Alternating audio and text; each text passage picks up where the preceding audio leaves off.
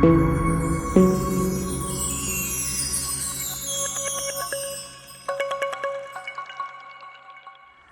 I regret to inform everyone that my 2005 CL600 has been acting up. It has gotten me stranded and stuck on several occasions. I was taking my son to school and it stalled. It didn't stall out. It didn't die. The transmission stopped shifting while I was in line trying to make a turn into my son's school. So we're talking about a whole bunch of cars behind me, a traffic guard in front of me, and I couldn't even drive forward. So what's been going on with this car is this. First off, it occurred when I was going through a car wash, came out the car wash and it started acting up. I started hearing a whining noise coming from what sounded like the transmission. So I said, okay, all right, I took off. And on getting on the highway, the whining was getting louder, but it was still shifting, but it was a slow shift. And by the time I got off the exit, a couple exits down the highway, when I came to the light is when it no longer stayed in gear. Like, it went into neutral. So I was stuck. Tried to accelerate. The whining noise was loud. It was just kind of going backwards. Turned the car off. Well, I put it in park, turned the car off, and then it, let me see, I restarted it, and then it went into gear. So this is embarrassing. Cars behind me. I went through a whole cycle of the lights. When I took off, the whining noise came back, and by the time I got to the next light, I had low power. Got it to the Home Depot, which is where I was going, parking lot, parked it. It was making that loud whining noise. People were looking back, seeing what was making that noise. Parked it, was in the store for about an hour, came out, started up, and it was just fine, and I drove it home. So I associated that with maybe water got somewhere where it shouldn't have gotten, maybe up underneath, maybe in a connector of the transmission or something like that. Well, like I said, recently, a few days ago, it went back into that mode again. It started, making that whining noise, went into neutral, wouldn't come out of it. I got stuck. I had to, the crossing guard, she wound up coming back, police officer, she wound up coming back and helping me to push the car out of the way into somebody's driveway. Put the car in neutral, pushed it, and got it into a driveway, at least partially into a driveway. She asked me if I was gonna have a tow truck come get it. I said, I guess I have no choice. I guess I will. Now, it's embarrassing because this is a beautiful Mercedes, a classic Mercedes, and my car died right there. Not able to go into gear. So I sat there probably about 20 minutes in somebody's driveway, turned the car off, turned it on, turn it off, turn it on. Eventually, I was able to get it into gear.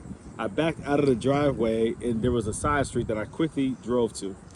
And it started to act up again. I got to that stop sign and I had to sit there for like another 5 minutes before I was able to get it to go. So what it's doing is it's going into gear after you turn the car off, right? Wait a couple minutes, goes into gear. I guess it resets whatever. And then as you're driving, it notices that it's not receiving some type of signal or something is faulting it out. And it goes back into that mode again. So I kept doing that, only getting probably quarter of a mile before it started to do it again. I wound up getting to a big parking lot and was able to park it. I let it sit there all day long because I was just like, I can't do this. How did I get home? I think my wife came and got me, right? So I let the car sit there all day long. Well, the evening time was coming around and I said, I gotta get this car home. I gotta get it somewhere. I had a storage nearby that I could have took it to and just left it there. But I said, and it was closer than me driving it home. But I took the chance because I want to get it here. I need it here so that I can thoroughly go through this car and figure out what's going on. So I got the car. Okay, so I prayed before I took off, right? I started the car, it went into gear. I said, all right, here we go. Now there's several traffic lights before I get to, close to home.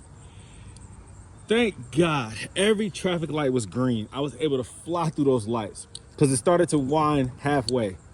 But once I knew, once I had to stop at a light, it probably wasn't going to take off again. It would probably go back into neutral. So as long as I'm driving and moving forward, I was good.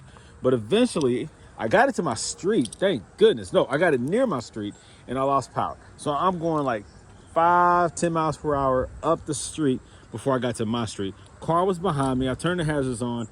It was a Corvette. The Corvette decided to stay behind me the whole time. I'm like, whatever.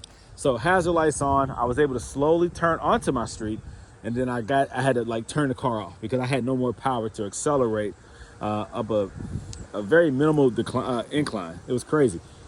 So I called my wife and said, hey, babe, I made it to the street. I'm right down the street. I'll be there in a little bit. I'm sitting here with the car off. So probably about 2 or 3 minutes, started the car up, had enough power to get it here where it currently is sitting. So I ran the codes with my scanner. I'm going to post the codes here in a second. But these codes really are not telling me exactly what's wrong with the car. I just read a post on Facebook. Somebody had the same issue with their Mercedes SL, their SL500. Exact same symptoms. Now I know what a conductor plate feels like when that needs to be changed out. Well, I've had the issue where it would go into limp mode and it wouldn't go beyond second gear. Not this car, but the SL500 that I had. Well, the conductor plate fixed that because on a conductor plate, the speed sensor was not reading. It was dead. And you can see that when you put the scanner onto it, that speed sensor was not reading. So cool. All right. But that's not the same code that I'm getting on this one. I don't know what it is. If you guys have any idea, let me know what you think it might be, because I am really, really hurt by this one. Because I could have sold this car, but I didn't want to because I love this car. I mean, it's so beautiful. It's so beautiful. It's so powerful. It's fun to drive. Oh yeah, by the way, I didn't tell you. Before that occurred, this most recent situation, man, I was on a highway and I was flying. I think I hit like 120. Maybe I shouldn't have said that. I was driving fast and I happened to go pretty fast, faster than I should have gone. But anyways, I was going fast because somebody to my right was trying to challenge me, whatever. Man, I was dipping. I hit a high rate of speed, and it started to happen when I got off the highway. When I hit the exit, going right, is when I heard the whining start. I said, "Oh shoot! I know what that sound. I know what that sound is. I know what that sound is associated with. I know what's about to happen." So when I heard that high-pitched whine from the transmission, I knew something bad was about to happen. So I hurried up and got it home, got it into the driveway, and I was cool. It was that very next day that it started acting up that whole morning, and I got stuck. So yeah, man, I got to figure this out because this car is too nice and too beautiful to be having these issues. So if any of you have ever had issues with your Mercedes and it sounds similar to what I experienced, let me know what you guys think it is, because I got to solve it. I got to resolve this issue because I plan on keeping this car. I mean, I don't want to get rid of it. And I definitely don't want to get rid of it while it's acting up, because then I'll get nothing for it. And this car is worth good money.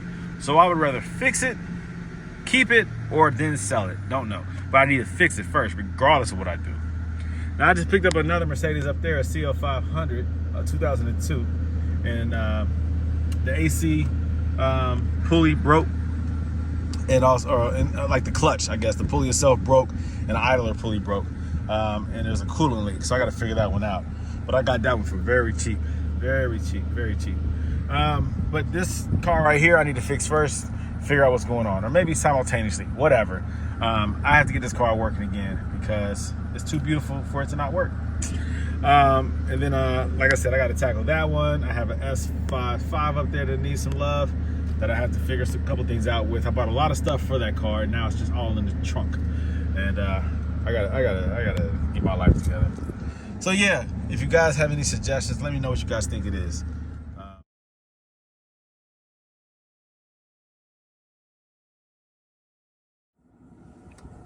You know what? Let's just take this thing for a drive. How about that? Let's just see what it does.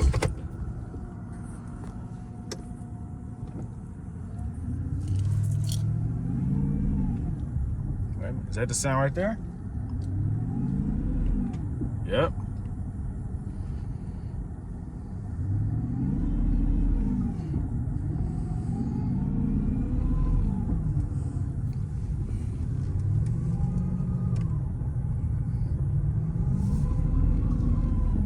Yep, that's it. And I'm starting to lose effective pedal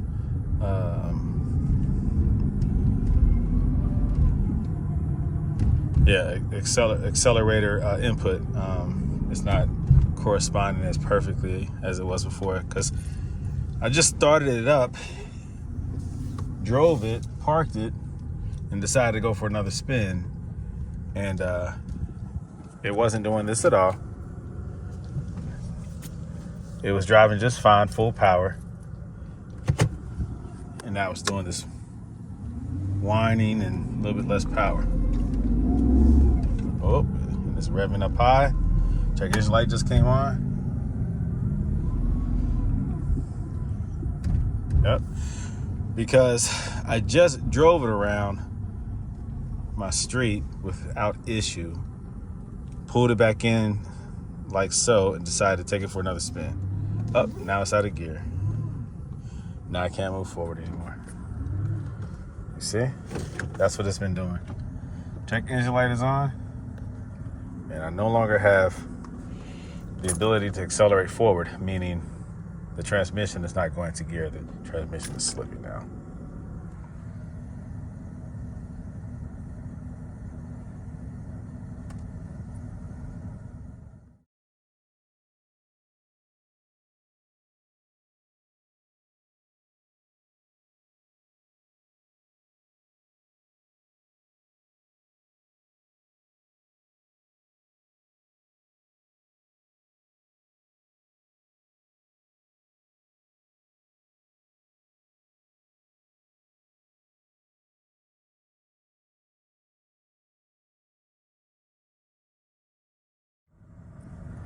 So I wanted to do that because, like I said, I just drove it around without having any issues and parked it, and decided to go for a second round, and then it happened.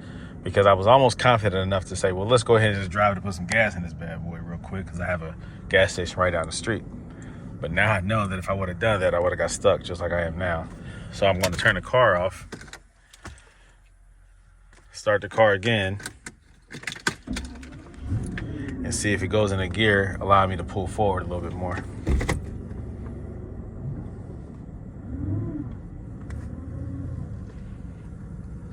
All right, so I have power again. It's not slipping, but the beginning sign, the indicator, is that high-pitched noise that comes from the transmission. I hear it. Sounds like it's coming from up front, but I guess it's the transmission sitting right here up underneath that you're hearing. And that high-pitched whine noise lets you know that it is now in that mode, whatever that is. It's not receiving some signal.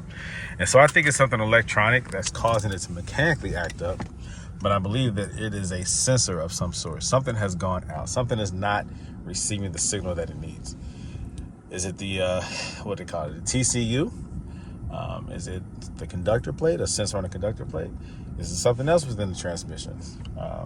I don't know. A valve body? I have no idea. Is it the cable, the connector? These are all things that have to be sorted through. So again, I got to check engine light associated with the code, with the issue rather, because as I was trying to shift, that check engine light popped up. So when the transmission is acting up or not receiving the signal, or the input is not there for the car to know when to shift, then that check engine light is going to come on. So I do have an issue. This is my 2005 CL600 that I have to figure out. Once again, I started the car. I let it idle because the car needs to be started every so often. It's been sitting here now for like a week. And I decided to go ahead and take it for a spin. And when driving it, that's what happened. The first time I drove it, it was fine. Parked it, took it for another spin, and then that happened. Which you just saw here on the video. So I got to figure it out, guys. Got to figure it out. So that's that. That's the situation. I was able to turn it off, walk away from it, come back, start it up, and move it forward, reposition it. It was able to go into gear. But yeah, as I was sitting there, it went out of gear. Like besides park, once you take it out of park, it just will not go into drive. It just starts coasting backwards as if it's in neutral. So got to figure that one out, guys. Got to figure that one out. I really love this car. This car is very nice, very beautiful, very luxurious, very powerful. But right now, she's sick. And I got to figure out what's going on with her so that I can cure her and prevent it from happening again. But that's something that you have to consider, guys. If you have a Mercedes, There are going to be things that go wrong. You have to do your research, take your time, try to figure it out. Try to do as much as you can so that you don't have to pay a dealership or a shop to do it if you're able to. Have the right tools, have a scanner, be able to go through it, check it out, Google it, do your research, read the forums, read the discussions, reach out to people smarter than you and see if you can at least have an idea of what's going on so that you can anticipate the expenditure, how much it's going to cost to get this thing fixed. Also, you might be able to fix it. You never know. But I'm going to do that. I'm going to record the process, figure out what's wrong, and I'll let you all know, just in case you guys are having those same issues. So yes, my 2005 CL600 is sick. I got to figure it out.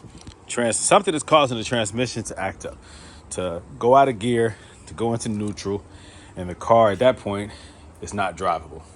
So that's what I have to figure out, guys. So stay in touch with my channel. As I figure it out, you all will figure it out. Thank you for watching. Brandon Green, owner of Goldelementautoworks. I'm stressed out right now, guys. I'm stressed out. But I'll be back in touch. More content on the way. Stay in touch. Thank you.